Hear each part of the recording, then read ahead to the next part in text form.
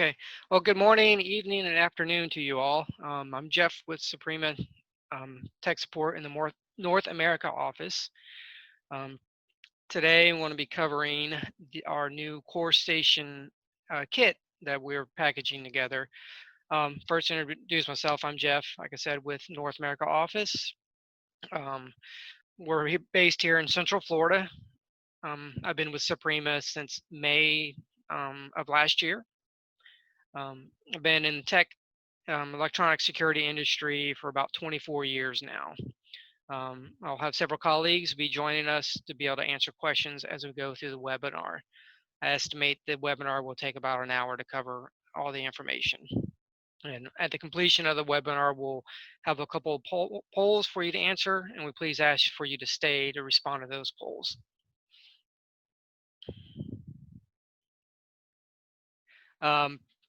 So something I want to cover for those who are joining us today. If you stay through the whole webinar, we'll be offering a promotion at the end for those who do stay for the whole duration. You'll receive an email with the code.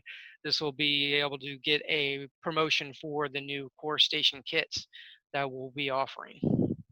So you just have to stay for the whole completion and do the poll at the end, and then an email will be sent to you. So that's what this slide's covering. So the promotion will be good from July 15th through August 14th of 2020 for a one-time order of a unit. So first, I'm going to cover how you can get the webinar contents for after the webinar is complete. Suprema will email you within 5 days after the webinar with a recorded presentation. You can also find the webinar as well as other previous webinars from our support portal. You can also Google Suprema webinar and that will come up in a search engine for you. As well, we'll be sharing the webinar on our social media platforms.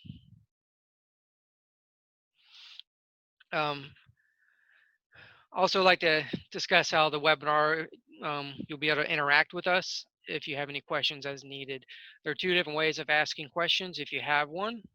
I'll cover how to do these each in a moment. The first is you use the Q&A box at the bottom of the screen, which then you'll be able to type out your question, and then one of my panelists who are assisting can respond to you through the chat window.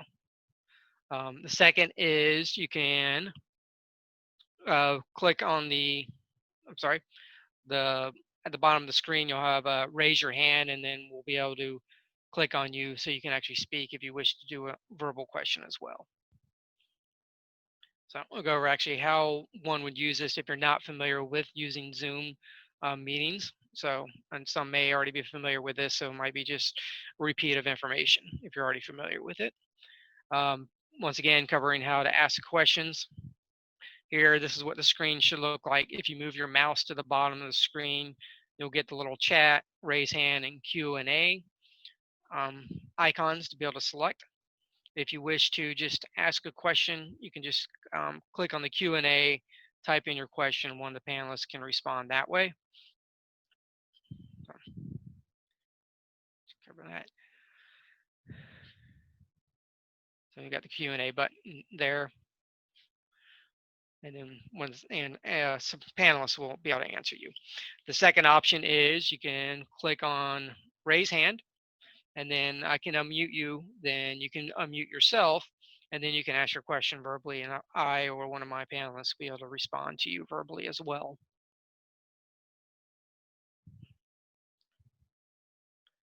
Okay, so you'll get an unmute yourself button as indicated here. All right, just a quick overview of what I'm going to be covering in the webinar today. So cover what is the CoreStation, the CoreStation Kit readers, how the kit is packaged, potential implementations of the CoreStation Kit, and then configuring the readers with RS-485 connections. And then at the end, I'll have a video that actually shows how to wire and program everything using Biostar 2. What is the CoreStation? The CoreStation is Suprema's intelligent biometric controller. It's a 4-door access controller for a centralized access control system.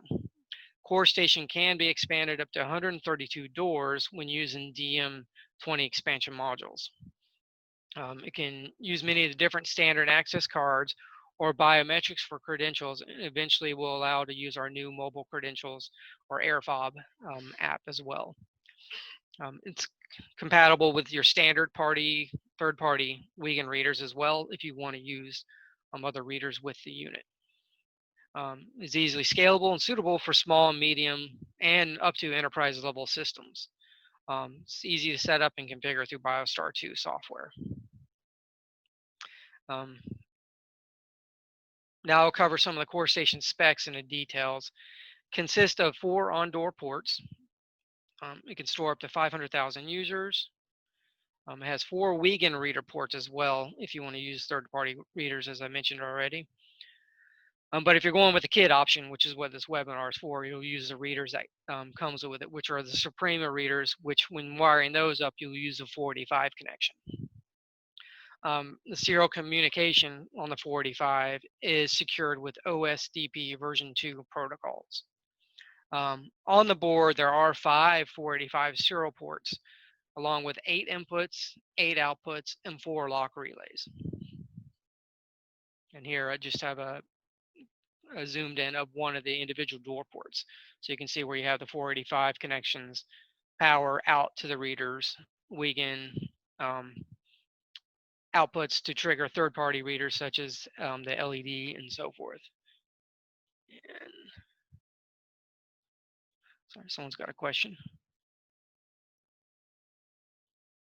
No, a power supply is not included. So you will have to purchase a separate power supply, and it is a 12-volt input source. So I had Patrick ask what if a power source comes with the core kit. It does not.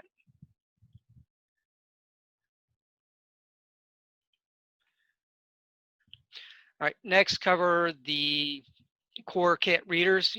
There's 4 different options when selecting the core kit. So the first reader here on the screen is the BioEntry R2, which is a RFID card reader as well as a fingerprint reader. And then the next 3 are XPass D2 readers, and there's 3 variants of those. The first is the XPass D2 mullion style, so it's skinnier. Next one is a gang box style, so it can fit to a standard gang box. And then the last option is the gang box with a keypad option. So if you need to do card plus pin, you'll have that option as well. And all the 4 readers are multi-class and can read multiple different card formats. Each readers, or each of the XPass D2 readers, are outdoor rated with IP67 ratings, as well as vandalism ratings of the IK08 rating. And just covering the multi-class again.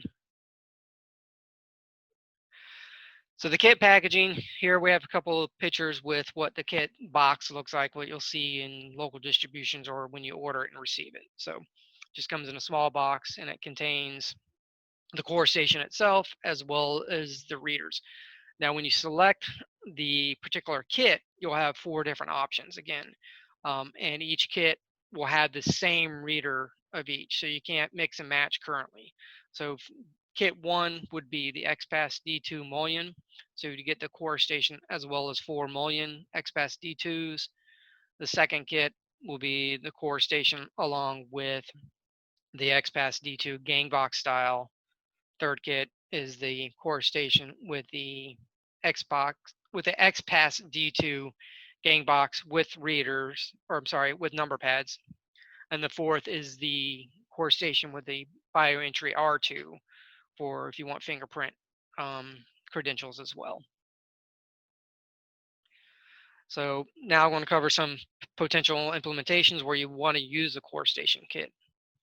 It would be a good option when you're doing a takeover of a system or upgrade of an existing site that already has an older access control system.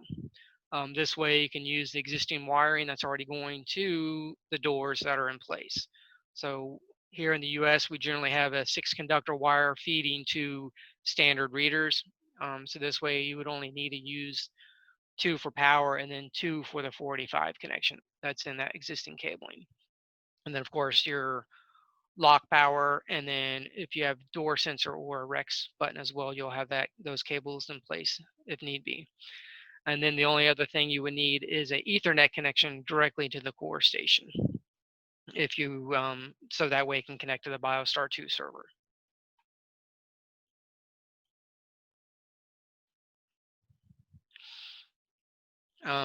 If you worked with Suprema readers in the past, you needed to network each reader separately. But in this case, in that case, it was a distributed system.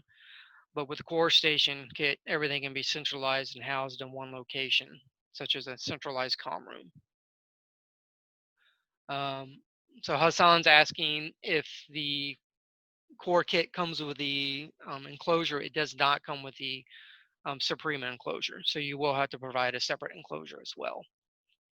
Or we've seen other people just mount them straight to backboards and not an enclosure, which is not recommended. CoreStation, sorry, got off track here. With the CoreStation, everything can be centralized, and you just need a single Ethernet cable to the core unit, CoreStation unit, and because all the processing is done at the CoreStation. So when a credential is presented at the reader, it doesn't do the processing. It's all done on the CoreStation itself. You can even use third-party readers along with the Suprema readers if you wish to use a existing Wiegand reader. This way, if you have one reader that has more security, that way you could use biometrics at that door, and then at the other doors just use a standard Wiegand reader as well. So you can have the combination of both on the single core unit. Now go cover wiring up the readers to the CoreStation via the RS-485 serial connection. So most people, if you're not familiar with Suprema products, they probably have only used Wiegand connections, while ours readers will use RS-485 connections, which provides a little more security. Here in this diagram, you can see here we have 4 readers doing the 485 connection instead of the Wiegand. You would only need 4 conductors to each reader. So this way, it'd just be the power and the 485 connections. And then as well, if the lock power would be a separate cabling. And then if you need a door position switch monitoring or a REX input.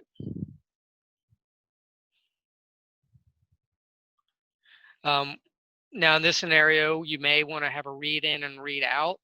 You can daisy chain the data to that, so that way you only have one cable from the CoreStation to the physical door, connect to the first reader, and then from that reader you can daisy chain to the next reader.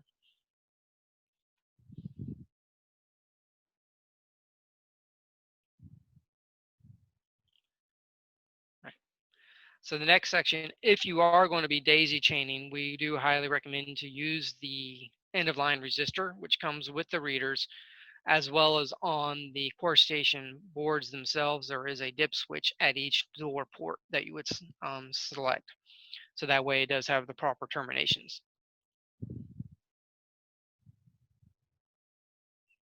Oh, sorry. Go back here real quick. It is recommended use twisted pair cabling. That way it can prevent any possible interference on the line, on the serial line. When you do daisy chain our readers, you want to be sure to daisy chain them properly, which is going in and out. You would not want to T-tap, as you see at the bottom diagram here. So you actually need to go in and then back out the same reader, not just T-tap off the reader. That can cause some issues and may not be able to function properly or find the readers on the system. So next is about a 20-minute video I've already pre-prepared to cover how to do the wiring and programming using Biostar 2. So go ahead and get that started.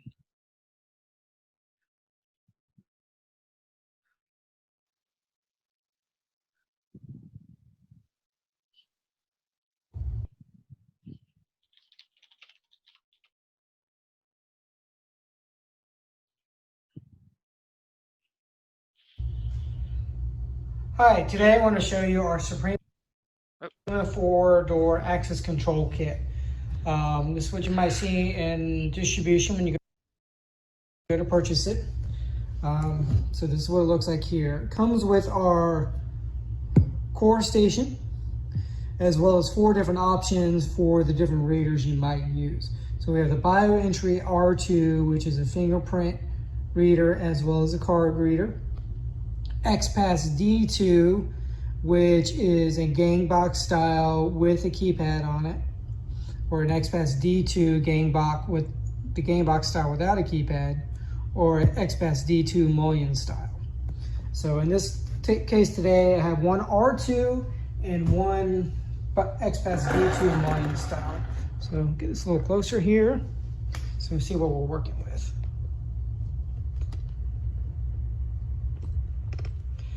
All right. So let's go over the core kit or CoreStation itself first. So it has 4 door ports on it already. So you have door port 0, 1, 2, and 3. So counterclockwise on the board here. Now on each door port, I'll just go over one door port real quick for you. So on door port 3, we have the relay here. 2 inputs for your Rex and door position switch. TTL out, which is 2 of them, and Wiegand. So that is if you're using a third-party reader with our door port, with our CoreStation, you can connect them to the door port. And the outs would be to trigger the LEDs or the buzzers on the reader itself. And then we have 12-volt DC power out to the readers, and then 485 connection at the top here. Now when using our Suprema readers, you'll want to use a 485 connection and not the Wiegand connection. So I'll go over that here in a minute. But as you can see also on each door port, we have large light for when the relays trigger. You actually see that come on after a while when I get to that point, as well as lights for the supervisions when they're actually being triggered and violated. Now also on the board here at the bottom, we have the 12 volts DC coming into the unit, as well as a couple of auxiliary inputs, which you could wire a cabinet tamper to that. So each, like I said, each door port is here, and you have 45 connections on the board. And at the very top, let me show you the top of the board here, we have another 45 connection, which is called the host connection, and then the Ethernet connection when connected to the LAN. All right. So zoom in here on door port 3. As I've already went ahead and wired in a Rex button and a door contact as well. So we'll test those out here in a little bit. Now when you wiring up the R2, let me just go over that real quick with you. The R2, that's the front of it, the R2, BioEntry R2, is a fingerprint reader. Just present your finger here and card reader up here. This is the power connection, 12 volt, and then like I said, we'll use the 485 connection. That's for this one. And then the gray and black are 485 ground and shield in this application. All right, so go ahead and wire this in.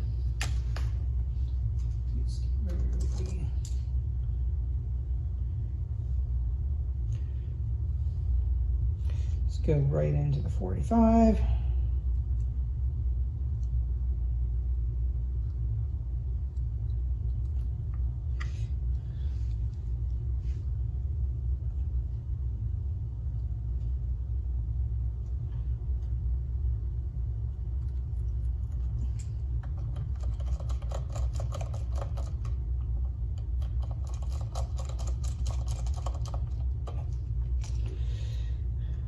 And then I want to take the shield at 45 ground and go to the ground input as well, or the 12 volt ground.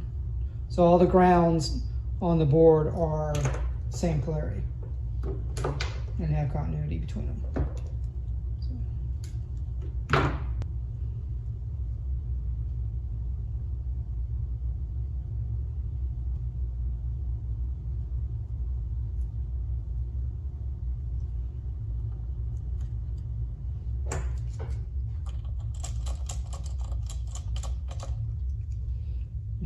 put the 12-volt positive in.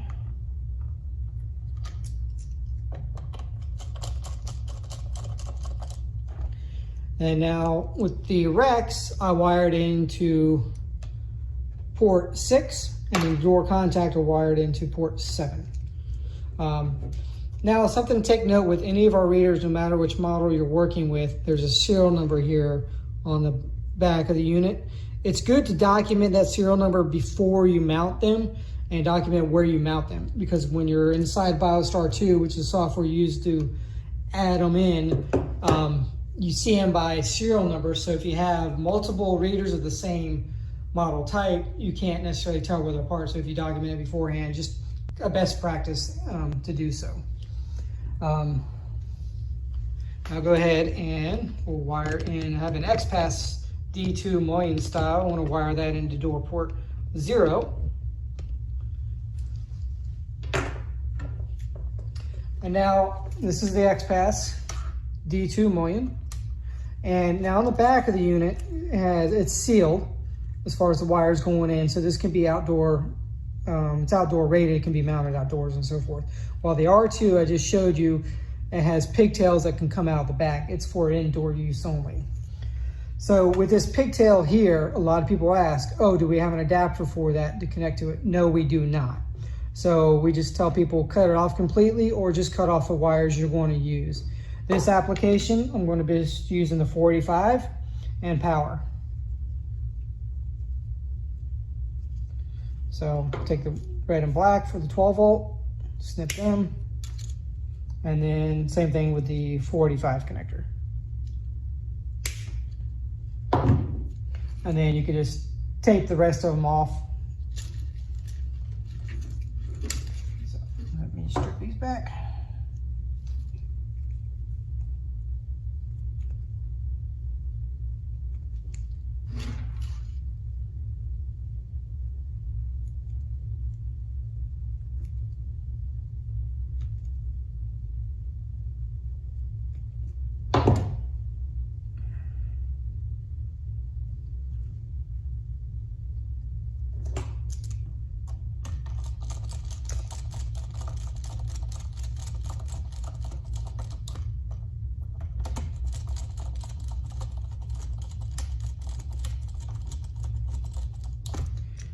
And now for the 12 volts.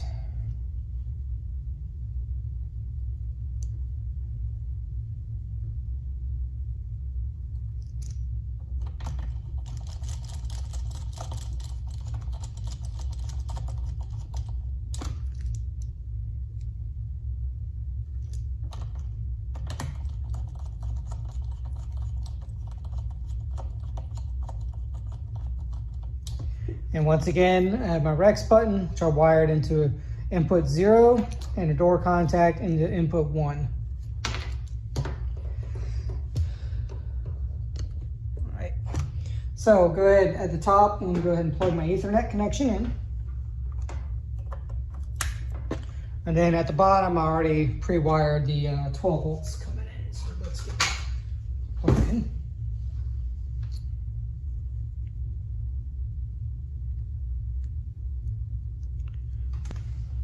Now we'll see the unit come on.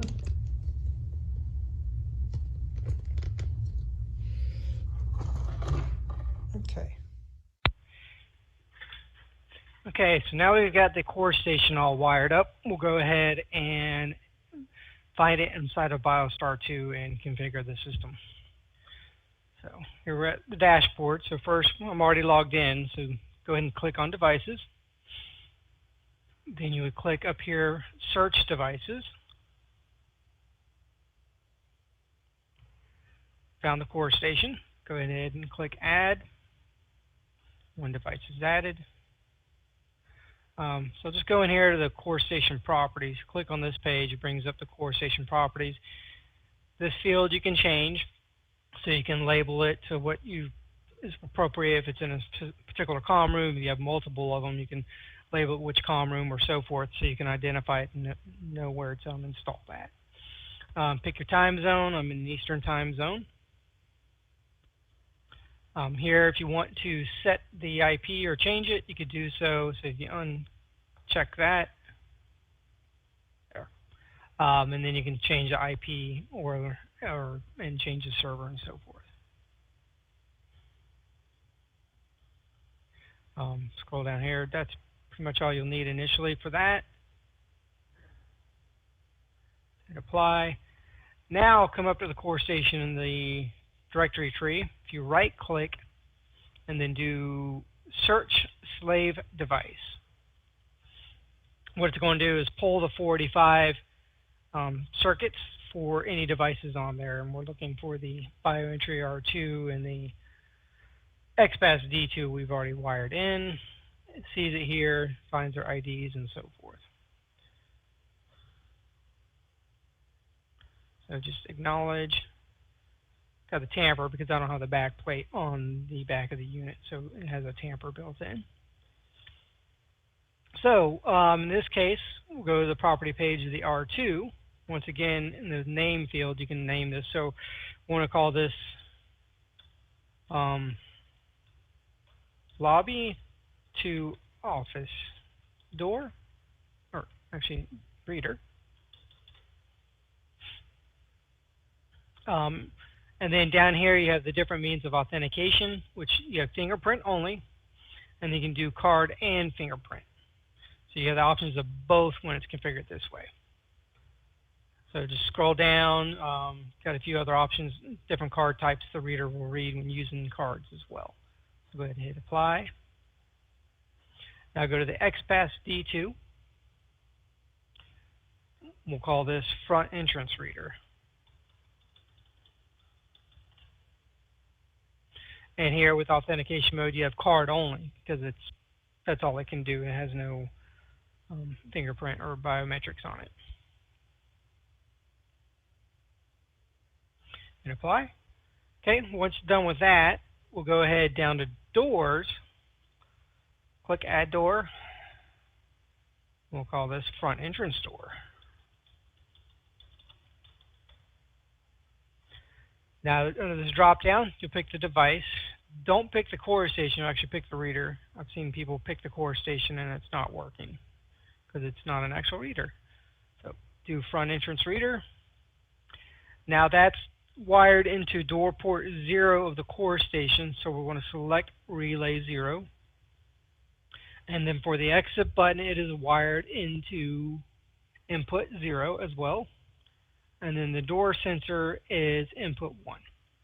So my exit button is actually normally open, and then my door position switch door sensor is normally closed. So just scroll down. This is the time seconds the relay will be engaged with a valid entry or card present, or when the REX is triggered. So hit apply. I'll go ahead and add the BioEntry R2 in.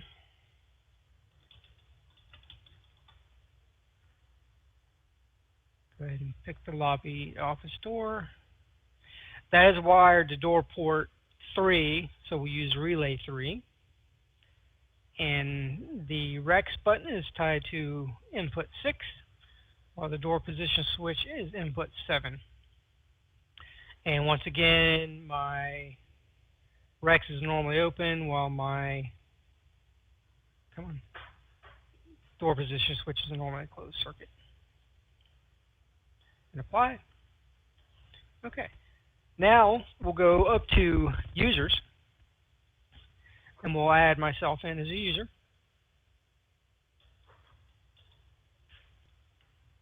So you've got the different fields here to fill out. You have the little red dots here. People might think, oh, I need to fill every field out. You do not.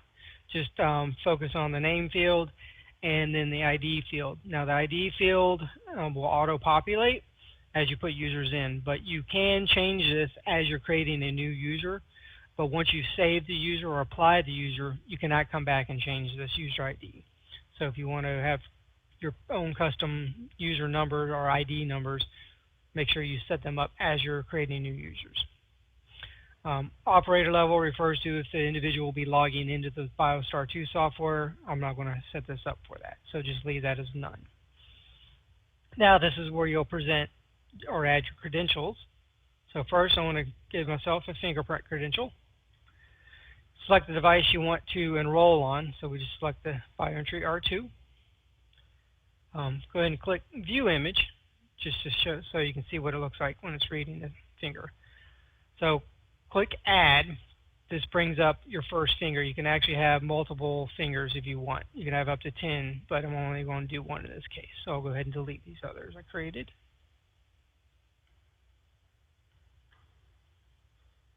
So highlight the one finger you want to be selecting. So go ahead and do Scan. So I'm presenting my finger to the reader. Okay. And then do Enroll. All right. Now I'm going to add myself a card as well. So just card here. Type of card, I'm using a CSN card. I can enroll it by the reader. So register by reader, or you can assign a card if you already have a card in the system, or you can enter it manually. So I'm just going to read by card reader, and then I want to select the actual reader. So I'm going to do the XPath D2, then click Read Card. And it auto-populates the card information. Click on Enroll. Okay. So at this point as well, you can assign access groups, but I have not created any access groups at this point, so I cannot apply one. So I'll just hit Apply to the user. Now we'll go down to Access Control. This is where you'll add access groups and access levels. First, we'll do an access group. We'll call this 24/7 All Doors Access Group. Now I'll go down to, well, I actually add an access level. There's none to be picked from, so I'll go ahead and add one. Call this 24/7 access level.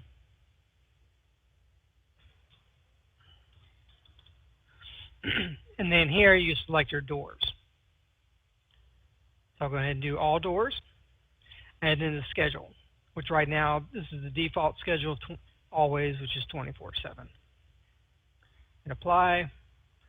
And now you can assign users or users group. So right now by default you have all users as an option, or you can go pick the individuals. So I'll just pick myself, hit apply, and that's done. So now go do functional test to make sure it actually reads.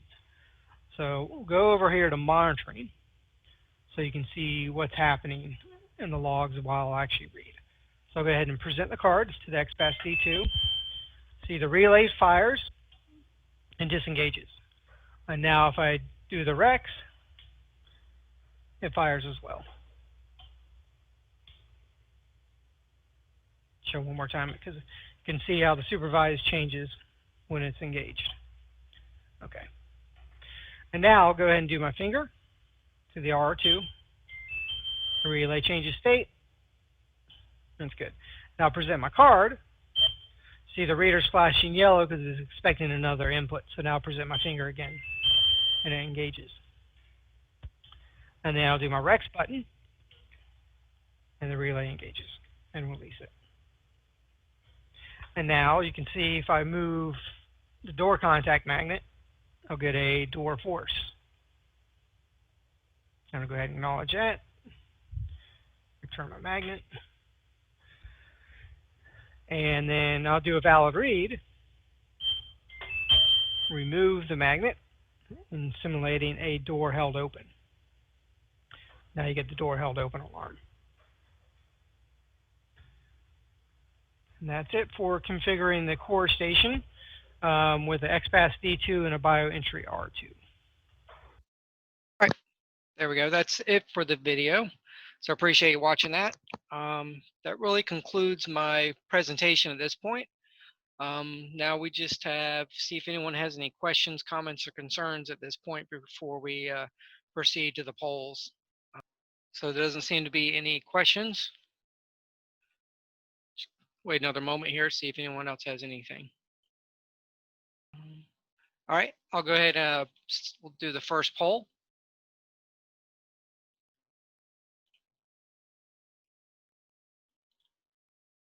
Okay, we'll go ahead and end that poll and We'll do the next one.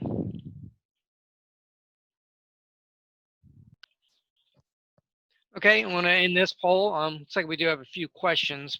We can go ahead and make sure we answer those before we end the webinar as well. So we had one question: can you use a separate power supply to power the mag locks depending on the distance from the CoreStation? Yes, we actually recommend using a separate power supply for the locks, because depending on obviously the lock type, some are 12 volt, some are 24 volt. So if you're using 24 volt lock, you would use a separate power supply for that. So it just depends on the power supply you're using and its total amperage and what it can output, if you use the same power source or not. Another question: can we connect door sensors direct to readers if we don't use a Biostation panel? Not on the readers we have here. They don't have any inputs on the readers directly, so you would have to go to the CoreStation. But if you're using the other reader Suprema has that have their own control board on them, you could go to those inputs, which they have inputs on them directly. Yeah. We have someone asking, do we have an enclosure for the CoreStation? We do have it. It's called the, sorry, I can't remember the exact model number of it, but we do have it, and it has its own power supply in it. So it could power the core board as well as the readers. But that would be a separate purchase on top of the CoreStation. Okay, seems like we've answered all the questions at this time.